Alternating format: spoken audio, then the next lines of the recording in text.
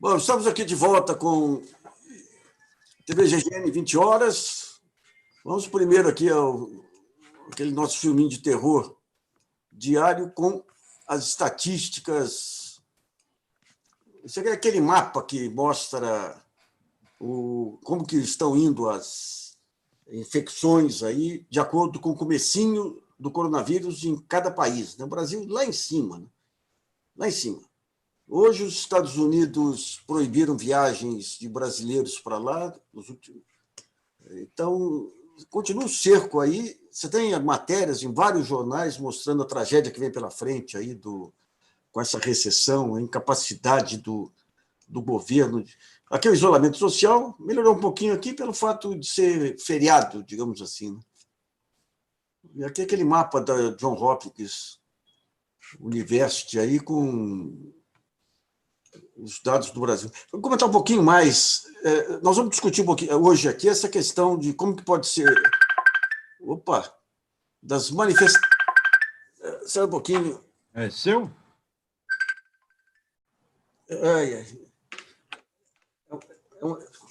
Daqui a pouco eu atendo lá, eu sempre esqueço aqui. Mas vamos pegar um pouquinho a reunião de ontem, que foi divulgada ontem, a reunião do dia 22, lá que está dando margem a toda sorte aí de especulação e de análise. Né? O que está acontecendo com o Ministério... Eu estava revendo agora, baixei lá da internet para rever um pouquinho o diálogo. O que o Paulo Guedes faz com o Bolsonaro... Bolsonaro é um tonto. Ele não tem visão, não tem informação sobre nada. E o Paulo Guedes, o que ele faz é acenar... É aquilo que ele sempre fez, ele sempre faz em termos de mercado. Né? Se nós persistirmos aqui, o Brasil vai ter um futuro grandioso. Daí você passa um mês, 2, 3, um ano, 2, 3, 4, nada acontece. Não, mas se a gente parar agora, nós vamos perder tudo o que nós fizemos, nesses 4 anos, que é um velho jogo. Né? E ontem o que ele fez com o general Braga Neto lá foi humilhante, né? O general falando em New Deal brasileiro, aí ele chega de cara para desmoralizar, aquele carteiraço acadêmico, né? E fala o seguinte: não fale mais isso, que isso seria desmoralização, seria demonstração de ignorância. Mas que demonstração de ignorância? New Deal foi um investimento que os Estados Unidos fez na Europa para recuperar a Europa. Nós estamos falando de um plano... só que o New Deal... Não, que New Deal? New Deal foi para dentro. Que Europa? A Europa foi uma reconstrução. Foi todo um processo de investimentos públicos do Roosevelt que salvou a economia americana, trouxe a solidariedade, gerou emprego, mesmo em atividades menos produtivas. Lá salvou a democracia ocidental. E veio o Paulo Guedes, não fale isso, porque isso é desmoralização, vai mostrar uma ignorância, e o general... Meu Deus do céu, gente, você faz um cenáculo lá de ignorantes, uma lisonja para todo lado, né? Indecente, sabe? Cada um querendo emular o chefe, que é um imbecil total, né? Completo. E daí eu tenho que emular para mostrar que eu sou do lado dele. Então eu tenho que fazer grosseria que nem ele, tenho que arrotar valentia que nem ele, tenho que falar em armamento que nem ele.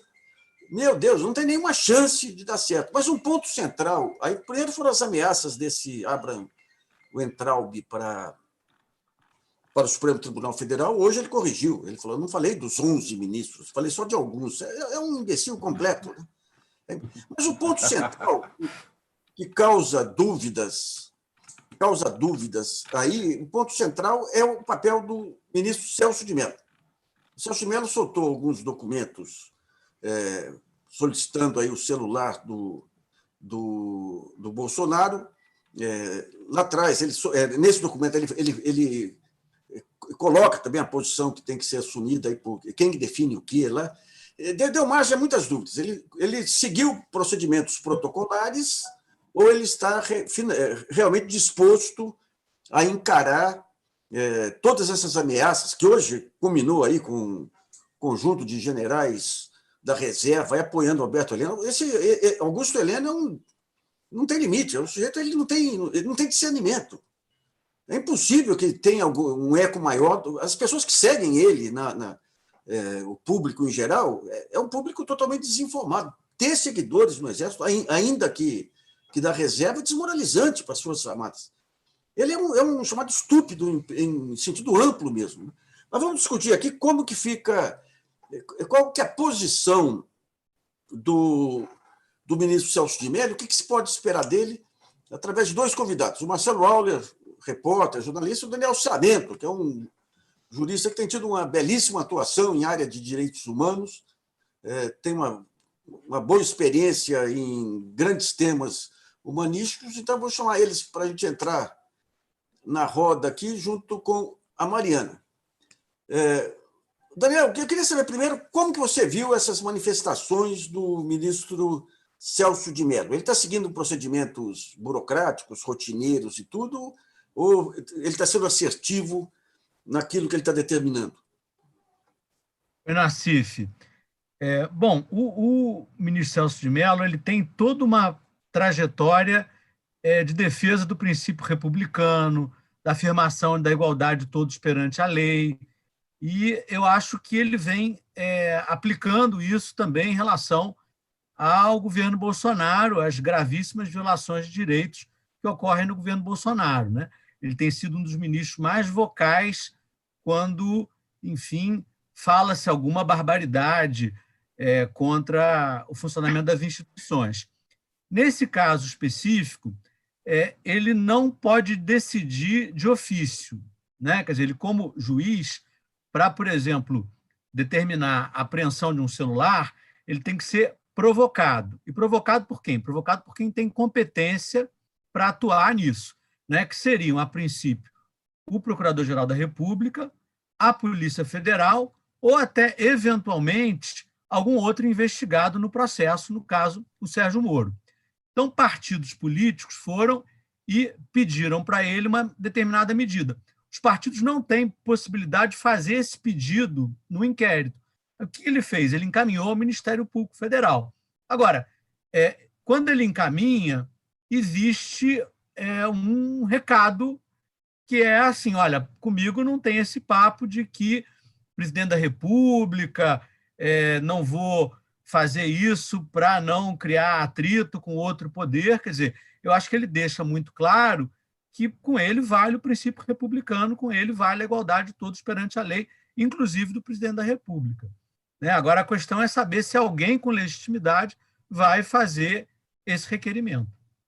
Esse alguém seria o Procurador-Geral da República. O próximo passo é do Procurador-Geral da República?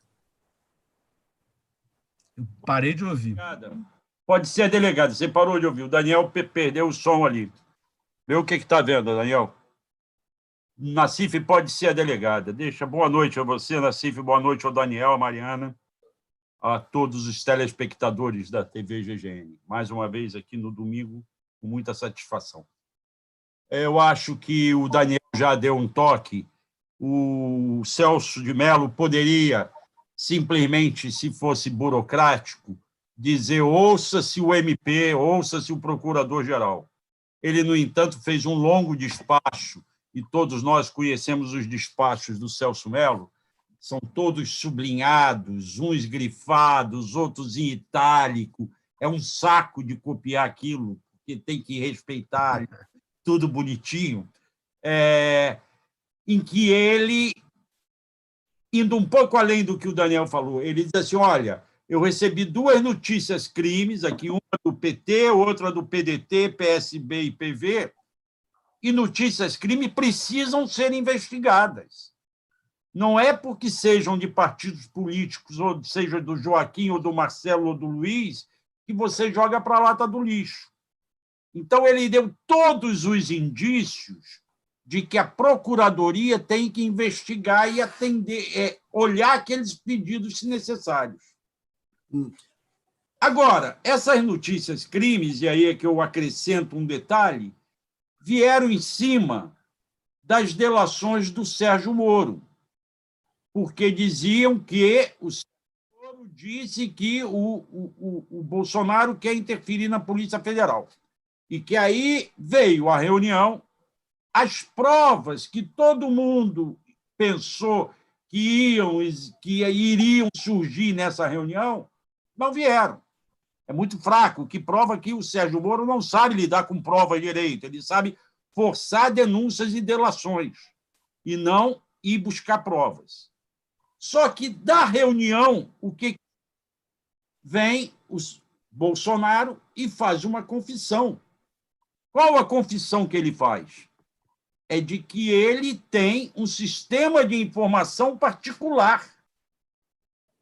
O sistema de informação oficial, o SNI, a ABIN, SNI porque eu sou velho, a ABIN, a Polícia Federal, Forças Armadas, não sei o quê, não funciona. O meu é que funciona.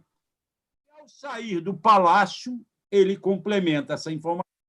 Quando alguém pergunta quem são seus informantes, ele diz assim, são amigos, é um capitão do Exército, não sei de onde, é um policial civil, não sei de onde, é não sei quem, todos eles agentes públicos.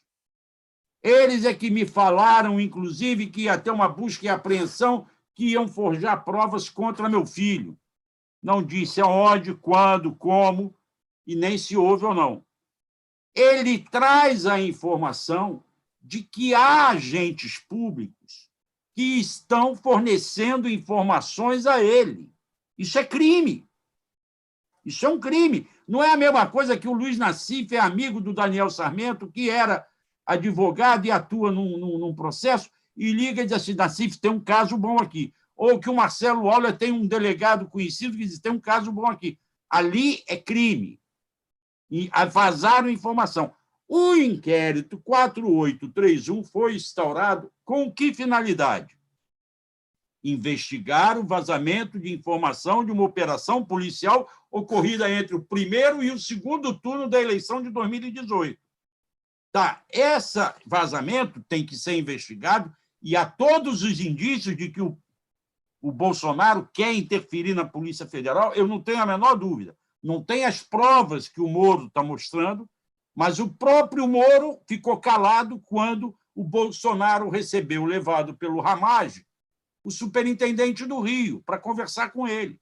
Para que o presidente quer conhecer o superintendente do Rio?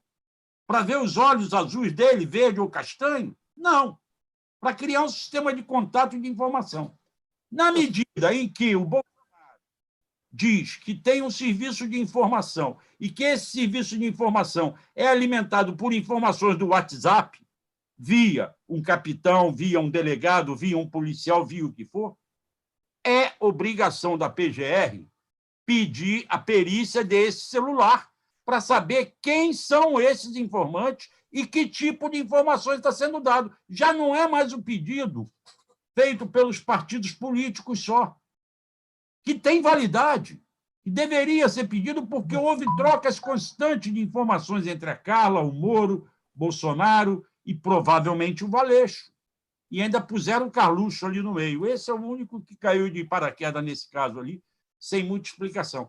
Mas, à medida em que o Bolsonaro confessou esse serviço de informação e que é o WhatsApp, passou a ter uma razão concreta para ter a perícia.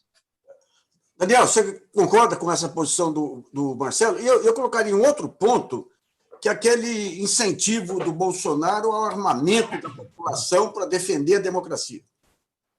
Não, eu concordo e acho essa questão do armamento a mais grave de todas, né? E aqui, mesmo que isso não tivesse sido o objeto inicial do inquérito, é uma coisa que se chama encontro fortuito de prova, quer dizer, você obteve validamente a prova.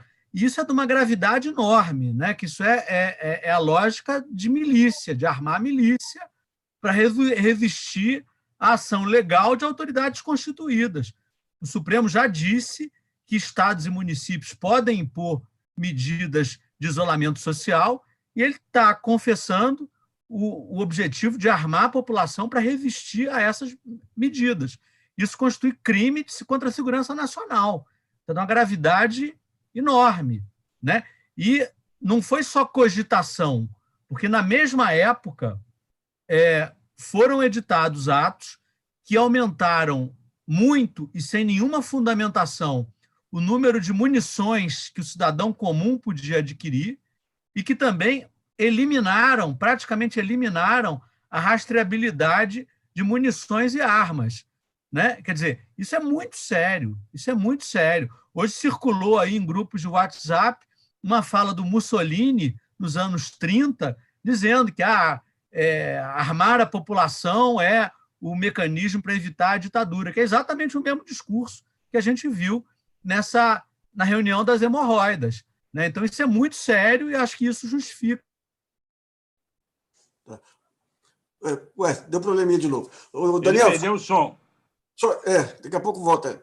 Só para salientar um ponto aí, lá no GGN nós fizemos um conjunto de reportagens sobre a indústria de armas, as ligações da indústria de armas com os bolsonaros, e tem um Twitter do Eduardo Bolsonaro, do começo de 2019, defendendo expressamente a montagem de milícias, para defender a democracia. Dizia ele, não são as Forças Armadas, ele e o Olavo, não são as Forças Armadas que defendem a democracia, mas é o nosso povo armado e tudo. Ou seja, esse sentido do contrabando de armas, daí a gente acrescenta a questão do porto de Itaguaí, que é a porta de entrada de contrabando de armas, e que o Bolsonaro tentou tirar lá os fiscais que investigavam.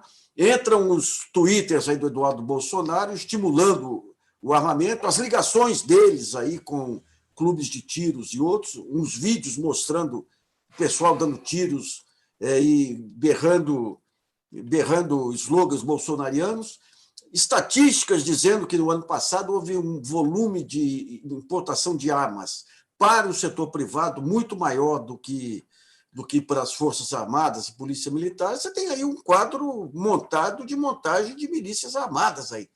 Marcelo, como que a polícia, você que tem contato com alguns quadros da Polícia Federal, como é que ela está vendo esse negócio de armar a população, tirando o monopólio das armas que tinha que ser do Estado?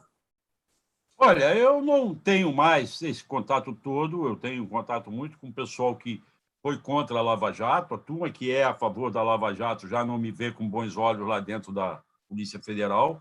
Agora, eles não gostam, eles estão combatendo milicianos. Aqui no Rio de Janeiro, o Daniel Sarmento sabe disso, a Polícia Federal teve um passado muito ruim.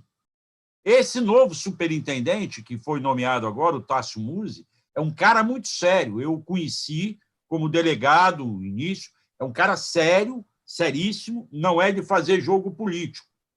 Espero que ele continue sendo assim. Não o encontro há muito tempo, mas boto fé nele. Não boto mão no fogo por ninguém, mas boto fé nele. E perto do quadro que a Polícia Federal do Rio foi, na década de 80, 90, foi uma Polícia Federal muito ruim. Agora, tem bons delegados tocando isso, né? Tem muita gente. É verdade que o que o Bolsonaro falou é muito sério também. O Moro levou toda a turma de Curitiba, da República de Curitiba, para a Polícia Federal. Hoje eu tomei conhecimento que mais um caiu, o Márcio Adriano Anselmo, que estava lá no combate à corrupção, não sei o quê, mandaram ele para o exterior para fazer curso e puseram um novo delegado do Rio Grande do Sul lá. Então, parece que limpando a turma da Lava Jato. Eu ainda estou escrevendo matérias que mostram como esse pessoal da Lava Jato, com o aval do Moro, perseguiu quem foi contra as falhas e os crimes que eles cometeram. Agora, voltando a esse inquérito, essa questão toda mostra que nós estamos diante, como o da Sarnento e você falaram antes, essa questão da milícia, de armar milícia, nós estamos alertando isso às autoridades há muito tempo, as instituições não podem ficar caladas. Cada vez mais. Você vê que hoje vieram oficiais da reserva que não pesam tanto, mas estão armados. Soltar manifesto a favor do Heleno. O que o Heleno fez foi uma barbaridade. Ele acusou o Celso de Mello. Antes do Celso de Mello tomar uma decisão, o Celso de Mello fez uma coisa de ofício. E o Heleno vai... Agora, se o Heleno lesse a decisão do Celso de Mello, que são 55 páginas, que liberou o vídeo, ia ver o que é invasão de poder. Seria o Bolsonaro recusar o vídeo. É muito engraçada a decisão do Celso de Mello, porque ele é irônico. Ele diz que o Bolsonaro entregou o vídeo porque leu lá os advogados antigos, o secretário de Tesouro dos Estados Unidos de 1750. Bolsonaro tivesse lido alguma coisa. O Celso de Mello tem até ironia nessas decisões dele. Marcelo, depois que o Hamilton Mourão citou o Thomas Jefferson, aí o federalismo americano, COP 10 que está em alta. Eu queria ver com o Daniel. Como é que você está vendo agora esse enfrentamento? O Supremo hoje, aparentemente, tem um alinhamento entre eles. Agora, você está vendo que o Supremo vai permanecer firme aí nessa defesa da legalidade e da Constituição? Olha, eu espero muito que sim, né? Acho que tem muita coisa que depende disso. Eu acho que o Brasil ainda não virou uma Hungria, porque a gente tem uma imprensa resistindo, né? Você é um exemplo disso, o Marcelo é um exemplo disso, porque a gente tem um Congresso que, embora seja um Congresso hoje muito conservador, talvez o mais conservador da história do Brasil, coloca limites, né? Não passa tudo lá, e o Supremo, apesar de eu discordar de uma ou outra decisão nisso, também tem colocado limites, né? Eu espero realmente que isso ocorra. Eu acho que o movimento bom que aconteceu, eu diria que nos últimos meses, é que você tinha no Supremo uma turma lavajatista e uma turma não lavajatista que brigavam loucamente e que elas se aproximaram um pouco percebendo, né, que você tinha um inimigo pior ali do lado de fora, né? Para quem viu aquela série Game of Thrones, né, é como se os monstros de fora lá estivessem chegando. Então, eu espero que exista isso, porque é uma questão de sobrevivência da nossa democracia. Bom, para a gente terminar, eu queria que o Daniel falasse um pouquinho da relevância da Débora Duprá para os direitos humanos e a sua aposentadoria agora. A Débora Duprá é a Procuradora Federal dos Direitos do Cidadão. Eu acho que a Débora teve um papel excepcional e acho que ela vai continuar tendo, porque ela é aquele tipo de pessoa que vai lutar sempre pelos direitos humanos e pela Constituição. A Débora é uma procuradora que exerceu várias funções muito importantes. Ela, por muitos anos, foi a coordenadora da 6ª Câmara do Ministério Público Federal, que é a área que atua com povos indígenas, quilombolas, populações tradicionais. Ela teve um papel extraordinário, sempre muito corajoso, de diálogo permanente com essas comunidades, inspirou, né, muitos procuradores, gerações de procuradores. Eu mesmo me considero, eu fui do Ministério Público por muito tempo, me considero um discípulo da Débora. Depois ela ocupou durante 22 dias apenas, foi Procuradora-Geral da República interina, quando Antônio Fernando terminou o mandato dele, houve uma demora em indicar o sucessor, e aí ela, pela norma interna do Ministério Público, era vice-presidente do Conselho Superior, foi por 22 dias PGR e entrou, assim, talvez com as ações mais importantes que a PGR já entrou em matéria de jurisdição constitucional, união homoafetiva, discutindo regularização fundiária na Amazônia, mudança de nome de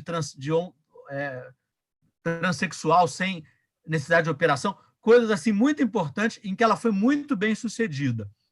Se tornou depois Procuradora Federal dos Direitos do Cidadão, em 2016, já num período de crise democrática, com o Temer, foi muito firme ali na defesa, por exemplo, dos direitos sociais, contra a PEC do teto de gastos, contra o desmonte das políticas de reforma agrária, e nessa superescalada autoritária que a gente vem assistindo nos últimos tempos, no governo Bolsonaro, ela impugnou tudo. Quer dizer, não tinha um ato desse autoritário do Bolsonaro que no dia seguinte, ou 2, 3 dias depois, não houvesse uma nota técnica da Débora, não houvesse algo instando os procuradores a ajuizarem ações. Então, uma pessoa assim, extremamente corajosa. Ela, às vezes, é acusada de fazer militância política, o que é uma tremenda injustiça, porque eu trabalhei junto com a Débora na época do governo do PT, e ela também batia muito duro, né? Quando o governo do PT ficava aquém ali em questões indígenas, quilombolas, ela era muito dura. Então, não tem nada de político partidário. O que tem é um compromisso muito firme com a Constituição e com os direitos humanos. Tá, firme. Daniel, Marcelo, muito obrigado por você, pela participação aí. E voltem mais vezes aí, vamos convidá-los aí. Obrigado a vocês. Eu que agradeço. Prazer. Obrigado, Daniel. Até a próxima. Até a próxima. Mariana, vamos às questões aí, Mariana. Boa noite, pessoal. Boa noite, pai. Feliz aniversário de novo. Obrigado, filho. Está gostando dos seus mimos aí recebidos durante o dia? Nossa Senhora, viu? Vou, antes de mais nada, dar as boas-vindas aos membros, doadores e associados aqui do canal. Estou super feliz mesmo, foi um trabalho bem árduo e dedicado para a gente colocar o Seja Membro. A partir de junho, né, a gente vai começar a fazer as lives de domingo exclusivas para as pessoas que são membros do canal. Claro que o conteúdo vai estar disponível para todo mundo depois, né? Mas essa live é um dos benefícios lá só do domingo. O Jeter, que já é nosso associado, fala: boa noite, Nassif. Resta saber, na questão de recolher o celular, quem vai colocar o guiso no pescoço do Bolsonaro. Ele fica se recusando a entregar, não ficaria igual a recusa do Renan Calheiros? Não, veja bem, ele se recusou a entregar o atestado de saúde, que até hoje também não está bem explicado aquele atestado de saúde aí. Na última hora, acabou entregando. Ele é o seguinte, ele se vendo em condições de dar golpe, ele dá golpe. Não se vendo em condições de dar golpe, ele recua. Vai recuar como recuou tantas vezes aí, faz as loucuras dele, daí quando percebe que passou do ponto, daí ele faz uma declaraçãozinha qualquer de paz aí, daí vem a imprensa, agora está mudando. Não vai mudar nunca, né? Não vai mudar nunca. Vamos aí, Mariana. A Alair fala: hoje na Paulista, militares fardados bateram continência para os manifestantes do Bolsonaro. Ele tinha pedido a opinião do trio, mas como você não me chamou, eu vou pedir só a sua. Pois é, o trio. Ué, você tem a base da Polícia Militar, que você tem muitos seguidores do Bolsonaro, o apoio que ele deu, ele, Moro, deram a greve lá da Polícia Militar no Ceará, foi típico disso, né? A questão é ver quando você tinha as manifestações de rua aqui, se eles vissem camisa vermelha, iam batendo, se não vissem, eles se solidarizavam, né? Embora, pelo fato de serem pessoas de baixa renda, moradores de periferia, estejam sofrendo com o coronavírus de forma intensa. Só que os caminhões colocam que a culpa é do Dória, não do Bolsonaro, que naquela reunião de 3 horas e tanto, em nenhum, só um momento aí se falou de coronavírus, o então ministro Nelson Teich aí, que ninguém deu a menor atenção, né? Ou seja, o Bolsonaro está completamente insensível ao que está acontecendo, mas as pessoas que se envolvem, que tentam resolver, são responsabilizadas por esse discurso bolsonarista aí de ser os responsáveis pelas mortes, né? É complicado, né? O Jorge Teotônio, que também é membro aqui do canal, fala que a história inicial dos atestados dos exames era que os dois estavam sem identificação, né? Quer dizer, a gente nunca sabe se ele realmente entregou. Pois é. Não, e vem aquela questão básica lá, se estava tudo certo, por que ele demorou tanto? Por mera teimosia, para criar um fato político? As pessoas falando, não, ele fez isso porque lá na frente ele vai mostrar que tinha razão. Não, ele não é estrategista assim, né? O que ele montou lá foi... Havia um receio efetivo aí de conseguir justificar o que estava acontecendo, depois ele ter se misturado com multidões aí, contaminado pessoas, provavelmente, né? A gente tem um caso que ninguém... você tem 15, 16 pessoas que viajaram com ele para os Estados Unidos, todas voltaram contaminadas, né? Mais um aí, Mariana. Esse é o problema da mentira, né? Você contou uma vez, a partir dali, tudo que você segue é fraco. Que é o que definiu bem aí o que é o governo Bolsonaro, né? Você pega aquele Osmar Terra, ele contou não foi nem no primeiro momento foi uma projeção errada, no segundo momento foi mentira, então ele continua mentindo. Naquele monte de morte, daí ele muda o assunto. Não, mas aquele é porque as pessoas morrem em casa, logo é o isolamento que está matando as pessoas. Nossa Senhora! Mas você conseguiu tirar todo o senso de lógica aí desse discurso bolsonarista, né? A Adriana fala que a carta dos apoiadores do Heleno é de uma maioria de coronéis, que são pouquíssimos os generais. Qual que é a relevância disso? Não, o ponto central aí é que todos são da reserva. Todos são da reserva. O general Augusto Heleno é da reserva. Na reserva, ele e o general Mourão falavam barbaridades. O general Augusto ele tem um histórico de violência muito complicado. O Jânio, hoje, ele lembra, de Freitas lembra na Folha hoje, o caso do Haiti. Ele comandava uma força de paz, aquela força de paz era a marca brasileira. O Brasil leva a paz, joga futebol com o pessoal, joga... Ele invadiu uma favela que teve centenas de mortos lá, foi afastado por conta disso, a própria ONU pediu o afastamento dele. Ou seja, é uma pessoa sem pruridos, né? Não tem. Ele se identifica muito com o Bolsonaro, com esse negócio da morte, né? Não tem respeito pela vida, não sabe que a vida é a coisa mais preciosa que surgiu, o respeito à vida é a base de toda a civilização.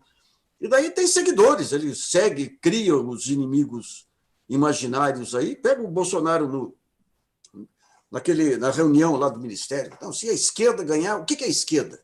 A esquerda é qualquer coisa que não seja Bolsonaro. É Fernando Henrique, é PSDB, é Huck, até o Sérgio Moro virou esquerda agora. Né?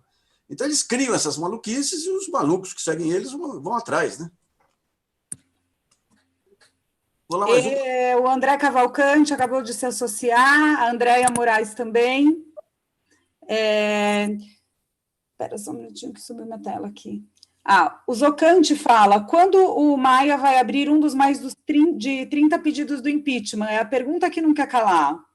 Então, veja bem, esse negócio de normalizar tudo que o Bolsonaro fazia, quando você pega lá no tempo da Dilma, você tinha um conjunto de critérios e você escandalizava qualquer besterol. Qualquer besterol. Eu lembro a viagem dela para Portugal, foram num restaurante e fizeram um carnaval com o custo do restaurante lá, e ela pagou. A Dilma, se tem algo que você não pode nem imaginar, qualquer ato de abuso dela em relação ao dinheiro público. Né?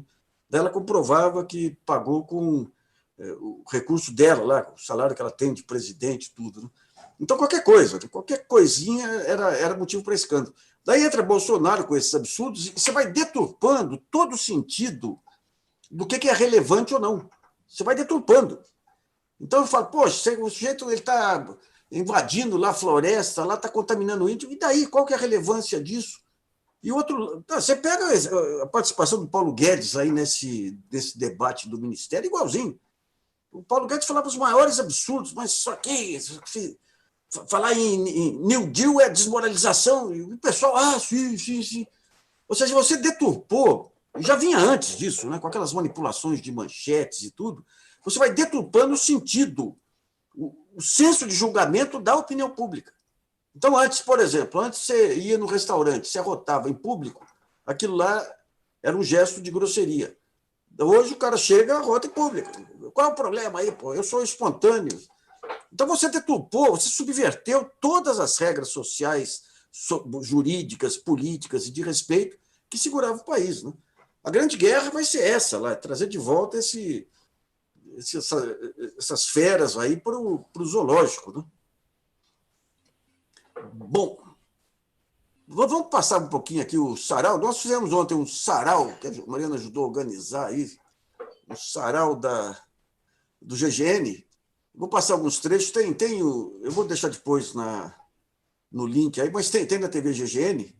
Ficou bem interessante aí, com muitos amigos músicos aí cantando. Vamos pegar alguns trechos aí do sarau. Aqui, se eu não me engano, é o Vicente Barreto contando como ele conheceu Vinícius de Moraes com 24 anos. Vamos ver se é isso mesmo. Não, entrou no começo aqui.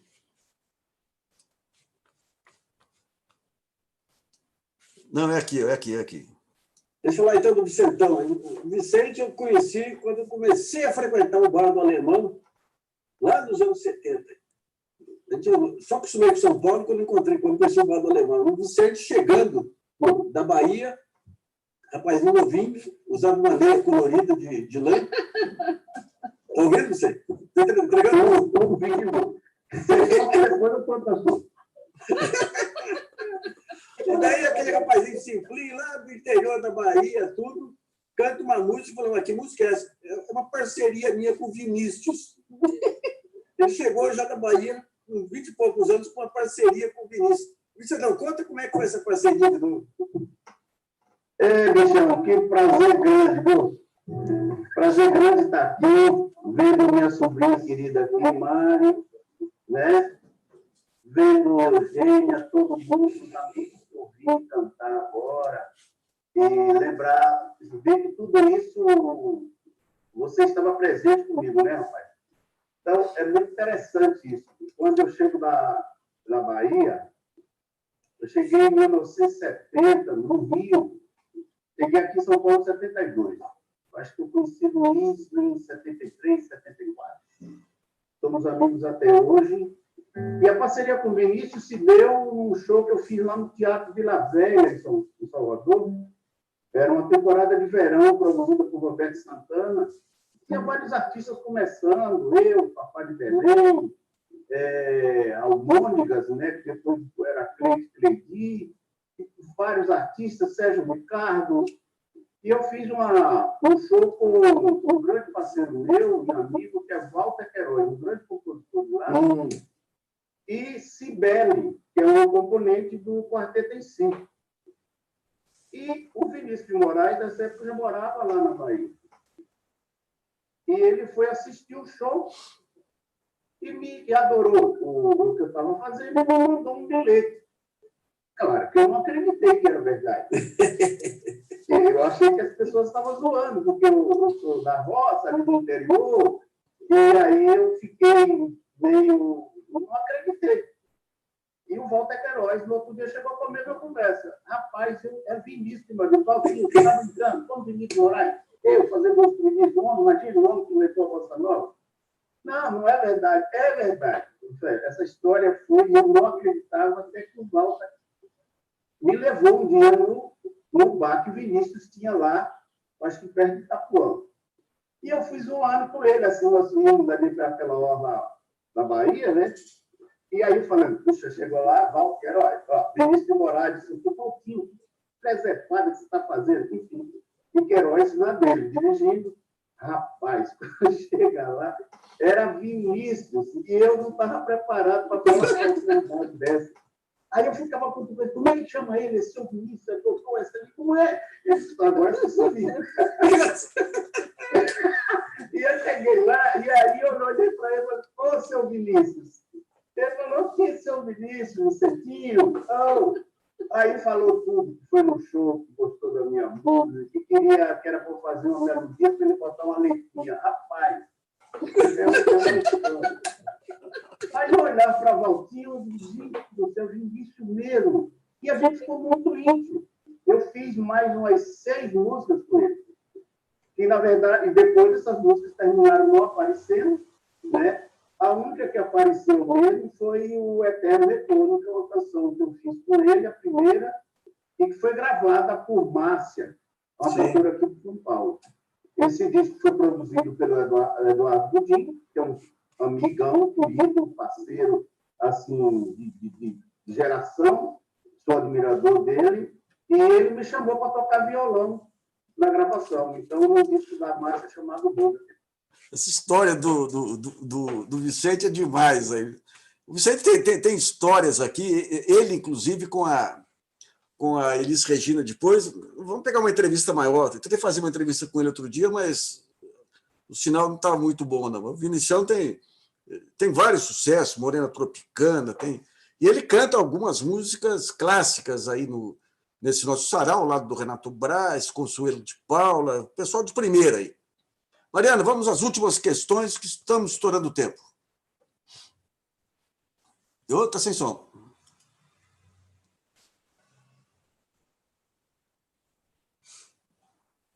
Está sem som. Já estou indo. Tem um monte de gente te mandando os parabéns. Eu vou aproveitar para deixar aqui no ar o meu beijo para minha filha também. Clara, te amo. Estou morrendo de saudade. Espero que tenha gostado do almoço. E, de novo, parabéns, pai. O Itamar pergunta como ficou aquele escândalo do Paraguai e Itaipu. Não ficou, né? Ali não chegou a concretizar, houve a denúncia, tem um conjunto de indícios aí, mas o Sérgio Moro, naquela época, ele estava de bem, então não avançou nas investigações aí que deveriam ter sido feitas.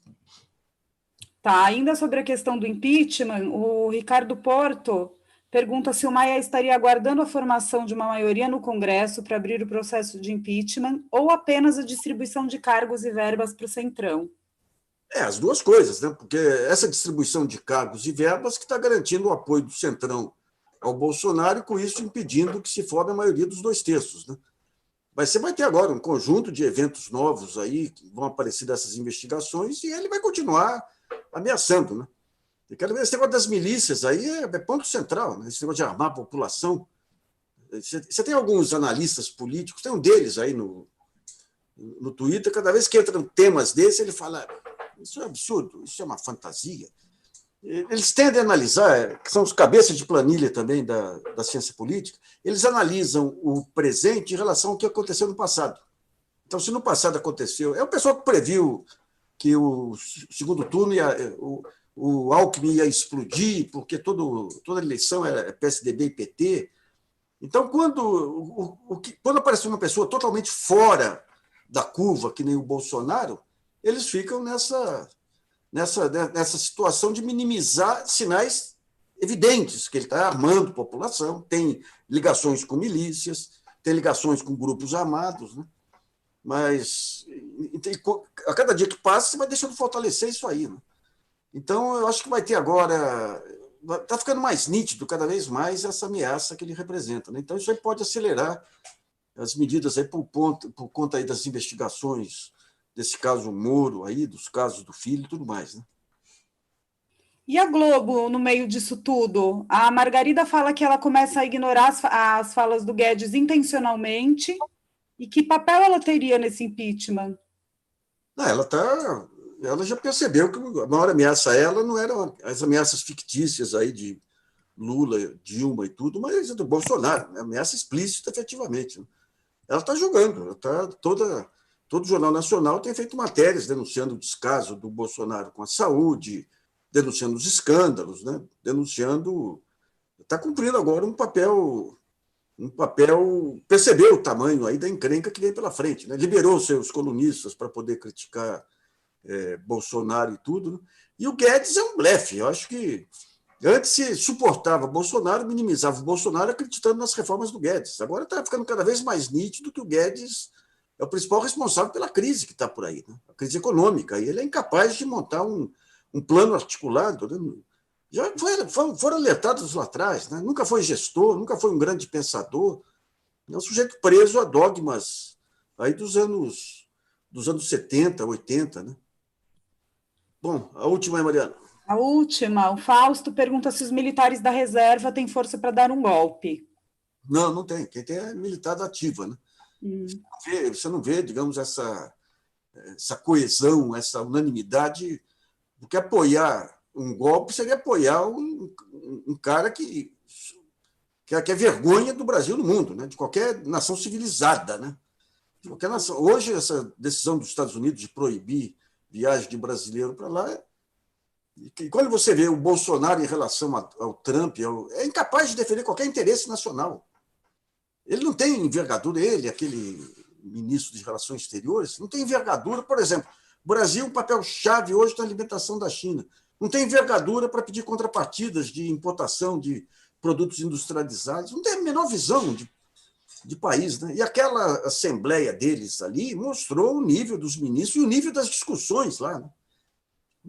A única coisa mais ou menos articulada, mas em cima do Braga Neto, foi esmigalhada lá por uma humilhação pública imposta pelo Guedes, como se o Guedes tivesse sabedoria. Eu estudo isso desde sempre, sou o maior estudioso. É um ignorante, um mero ganhador de dinheiro que não conseguiu definir relações de lealdade nem com parceiros aí de bancos de investimento. Né? Então, esse é o ponto. Viu? Bom, vamos ficando por aqui que o tempo hoje estouramos. Mariana, deixa eu Boa passar. noite, pai. Amo você. Feliz aniversário. Obrigado, querido. Um beijo. Até Tchau, mais. pessoal. Boa noite. Até amanhã. Bom, vamos aqui à nossa última transmissão aqui. Deixa eu ver o que eu ponho aqui. Esse aqui é o coral da USP Lapa, aí com uma música bem interessante, também feito dentro desses modelos de pandemia aí, de online virtual, né?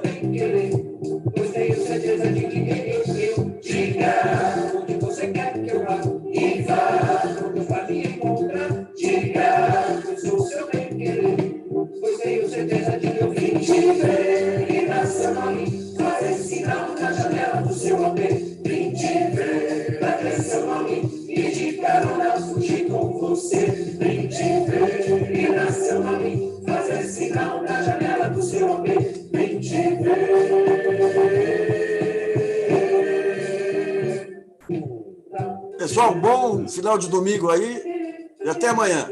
Tchau, Mariana. Boa noite. Até amanhã. Um beijo.